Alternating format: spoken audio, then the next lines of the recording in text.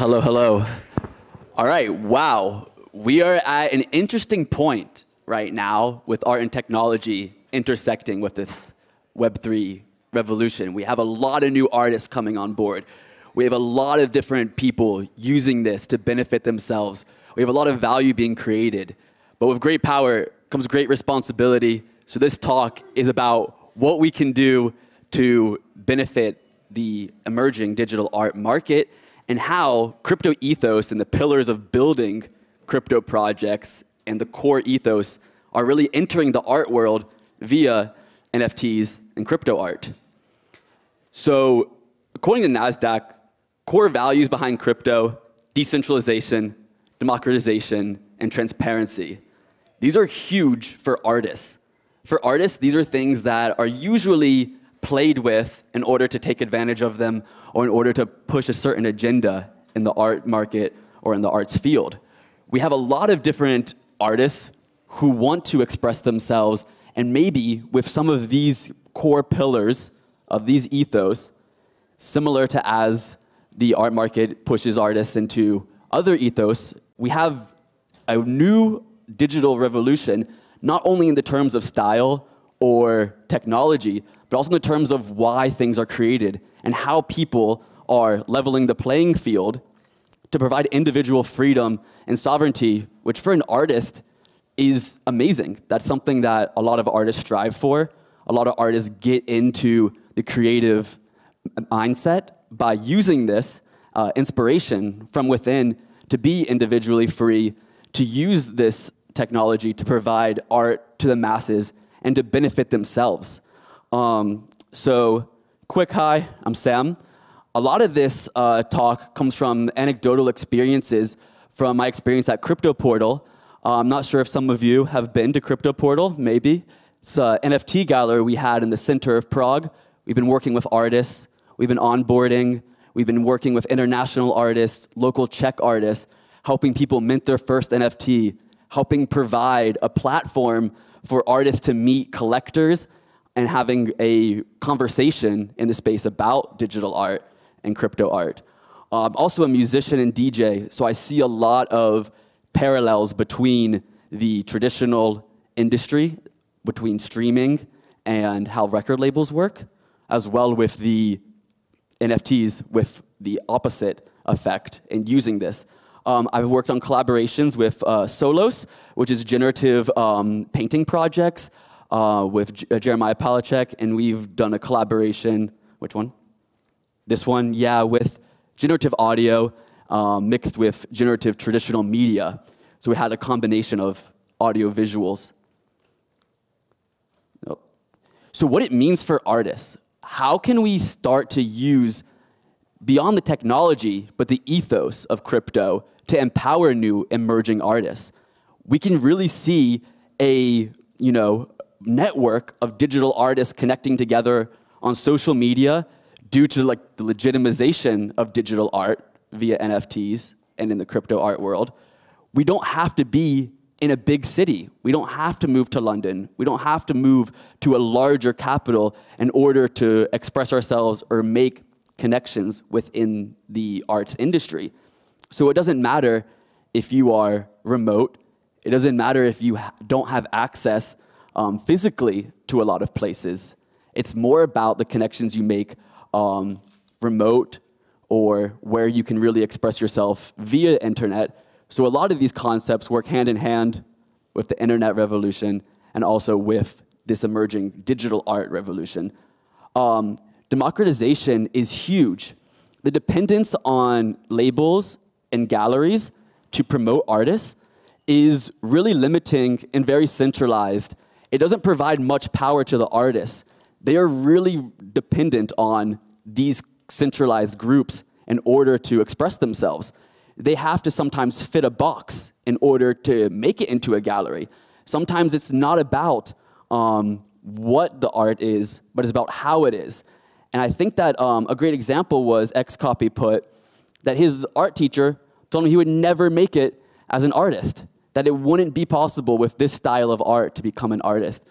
And this is an example of the democratization of NFTs, where we can have anybody start to express themselves and really build their own sovereignty and freedom from crypto art. They can use this technology to be a little bit more transparent and have a conversation with their audience rather than relying on a label or gallerist to push them forward.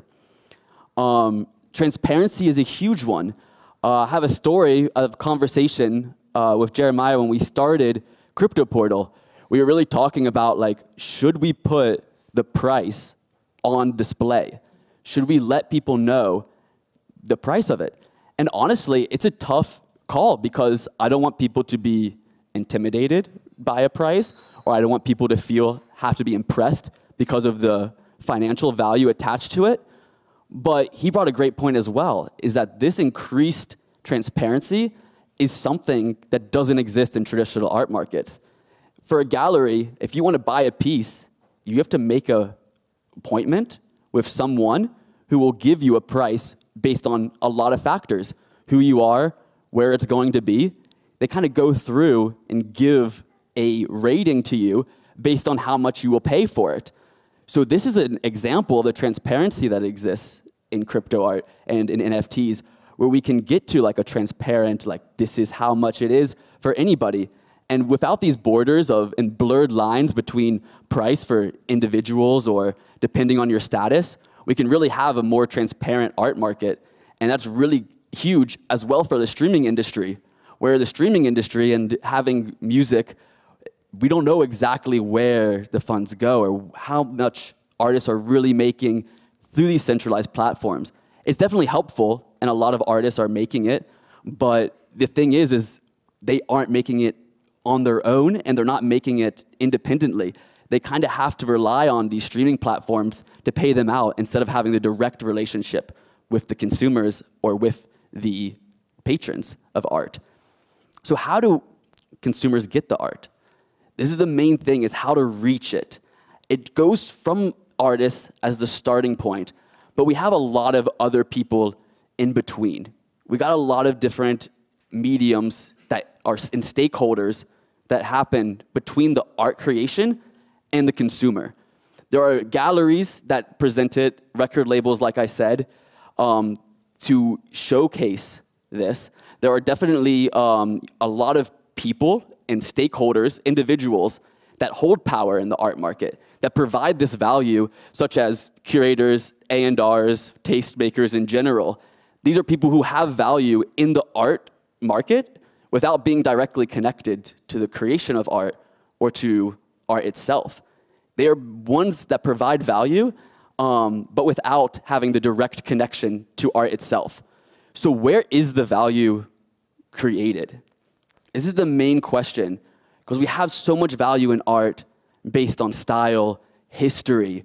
We have a lot of different people who have their own opinion on which art is valuable, which collectibles are valuable. There is lots of different ways that we can explore this value. We would love to think, as artists, that it only matters about the art. It only matters about what we see. We would love to think this. This is the best case scenario. But the value is created via a wide network of a lot of different stakeholders and people who are participating in this. A big one, here we have the art ecosystem model. This is a big chart, and it shows how many people are involved. We have so many people involved that we start here. We have artists, usually in art school. Usually they start with a connection to the market. They have a system. They have ways of going from being in the classroom to being in a gallery to being in a private collection. There are systems in place for them to take advantage of in the traditional art market, whether it's a centralized location like a school who's pushing them forward, or it's on their own where they kind of connect to their peers.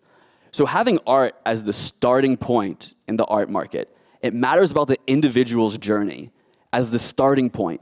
It's so important that art schools are improving and teaching the individuals. They're bringing them up in maybe a slightly spiritual, artistic way in order to present their work.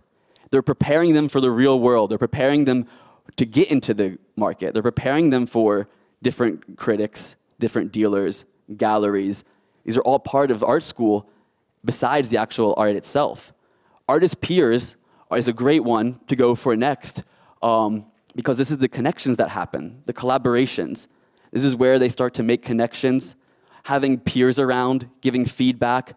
This is a big part of the art network and being able to be an artist and being able to live from your art. We have a couple different other ways where we go to like artist-led or curated exhibitions. This is really popular in art schools where we kind of have a presentation of the art.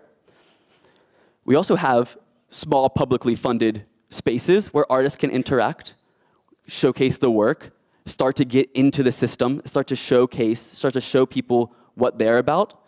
We have art dealers and critics, and these are also existent in the crypto art market and in the NFT market.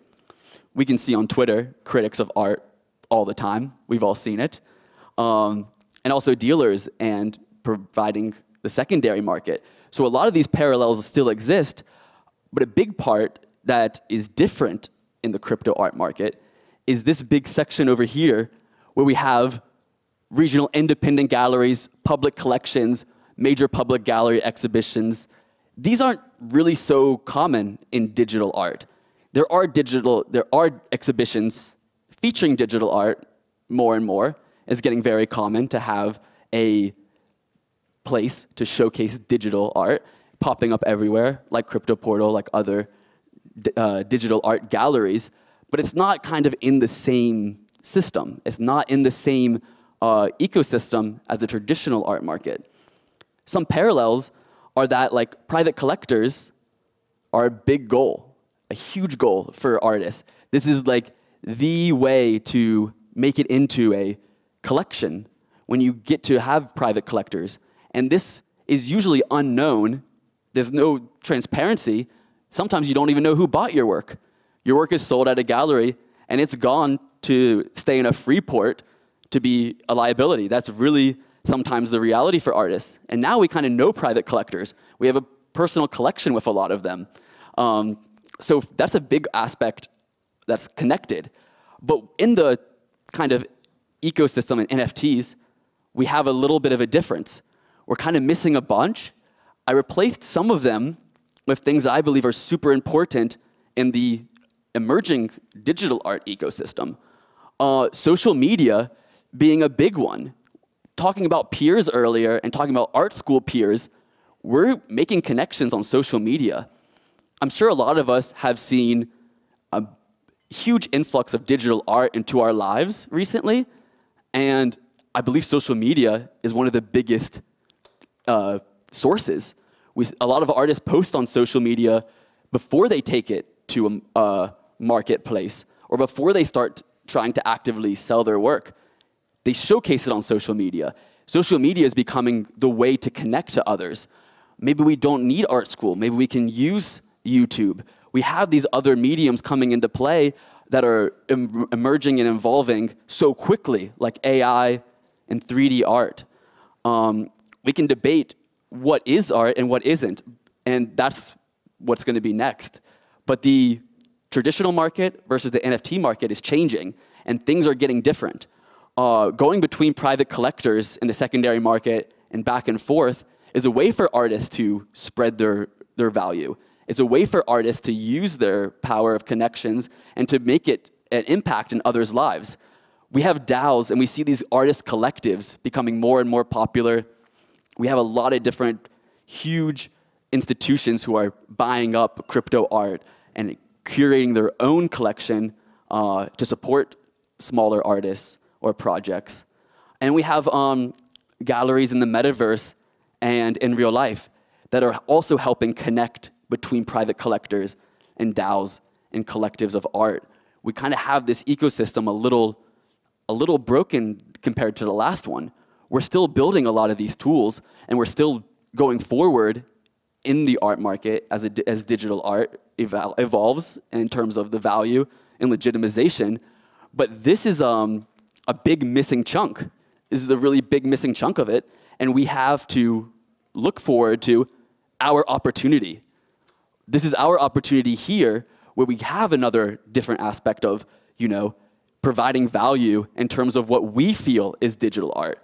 So I would really like to focus on what we can make a difference in. When we start to talk about digital art being legitimized on the blockchain, how can we provide our value and our opportunity to become curators and to say what is crypto art?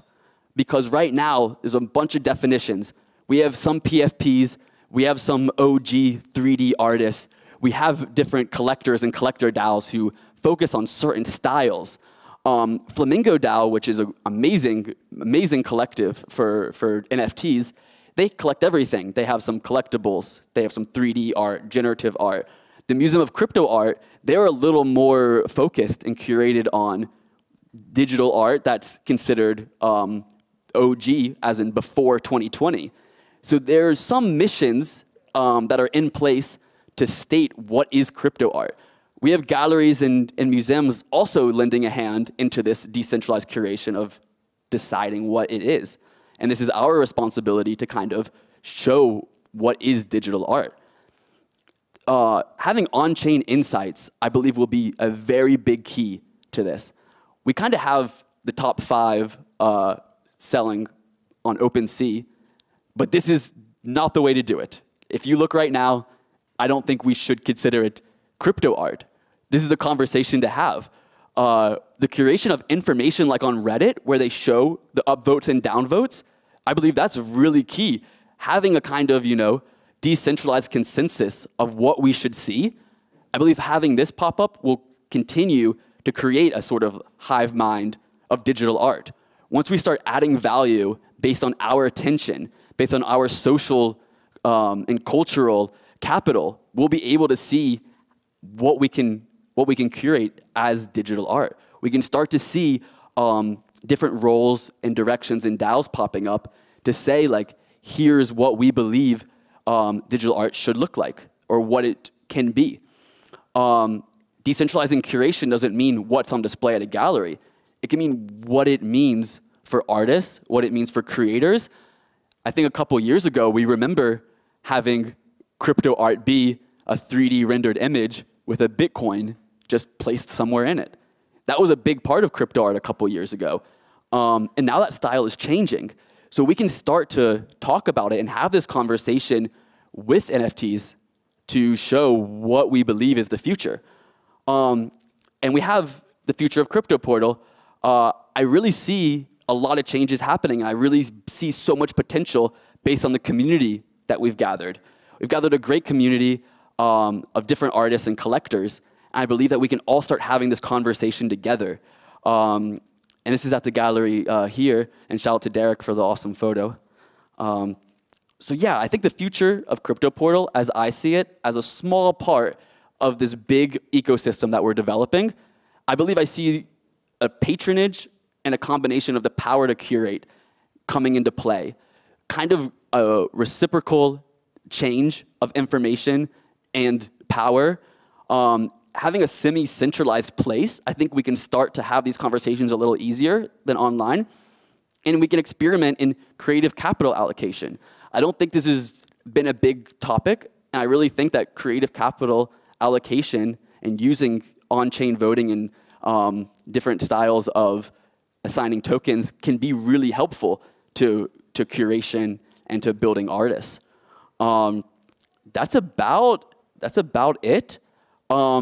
We have a lot of control in this digital art renaissance.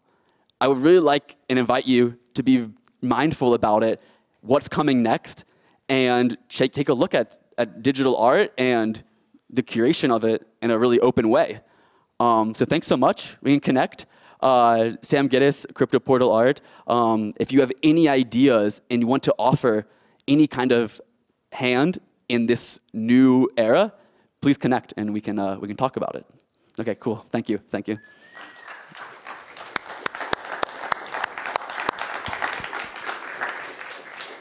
Okay, there are some roving mics in the audience, and I'm expecting there will be questions, but I sometimes have big expectations. Anyone questions? This man talked a lot about some interesting topics. You're all here listening. Any questions?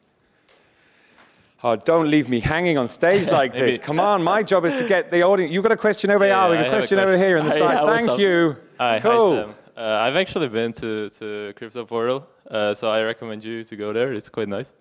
I have a question. What are your thoughts on IRL minting? IRL minting? Yeah. You mean something like Bright Moments? Yeah.